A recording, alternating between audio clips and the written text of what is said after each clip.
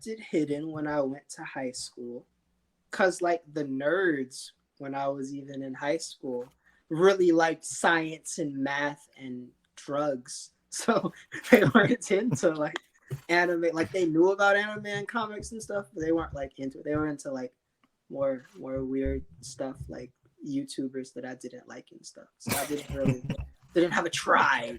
And Yeah. the internet became that, where I had a space where I could like explore all these different concepts that I liked. So I got to get into like original characters primarily, but also anime YouTubers and like manga YouTubers and stuff.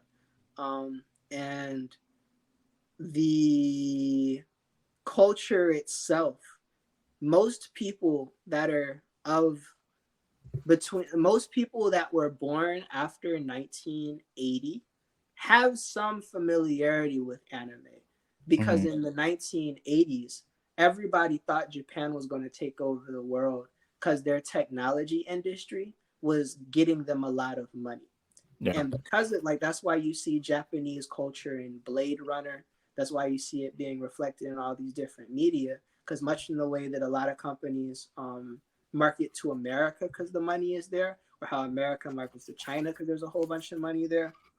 A lot of companies and industries were kowtowing to Japan because they thought Japan ran the world and it was going to become this giant economic superpower. It turned out because of inflation that wasn't the case, and Japan's economy collapsed. However, because Japan's economy collapsed, in order to get more money into them, their government subsidized animation.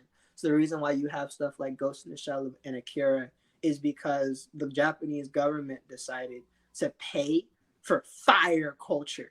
And the Japanese government started investing in fire Japanese cultural experiences that could be exported across the world. That's why in the 80s and 90s you get one like freaking thundercats and He-Man and all that good stuff. That comes Hmm. from Japan. Power Ranger, that comes from Japan. But then like in the 90s you would get like the beginnings of anime, like Toonami and stuff. Then in the 2000s, you get all of Toonami.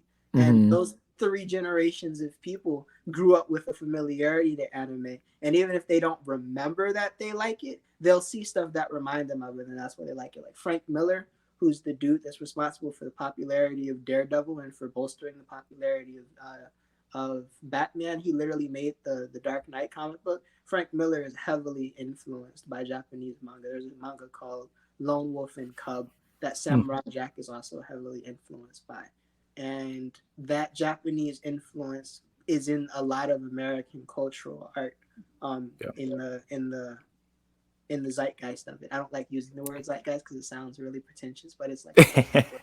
But the consciousness, the Yeah. conscious even worse. It's even worse than zeitgeist. But yeah, a lot of artists are influenced by Japan if they don't know it, and a lot of culture is influenced by Japan. Even like Pharrell Williams, like Bape, like the Japanese streetwear has been influential since the beginnings of streetwear, because Japan and America, specifically Black culture, have always had a good relationship with each other. The Jackson Five were performing in Japan. Black musicians have been performing in Japan for years because it's cheap and they inhale our culture, and they can output our culture really really well, as you see with like the breakdancing and their hip hop and stuff. So in terms of being accepted for partaking in the Japanese culture or Japanese inspired culture and having them be accepted, most people are really cool. Most people don't legitimately had never had a legitimate problem with me like doing stuff as long as it was good. So even with playing like with katanas and stuff, when I Hmm. sucked with using a katana, then like people, it was not a good day. But as soon as I got the ability to like use it properly and do a lot of cool stuff, everybody was cool. So it taught me that if you get good at something, most people will be okay, and if they're not, you can understand why. Because now, knowing what I now know about how culture works and how Japan is culturally and stuff, there is a ceiling that you get to with cultural appropriate with cultural admiration before it goes into the line of being appropriation, and even more so before it goes into being destructive to the people that you admire. Mm. Mm. Wow.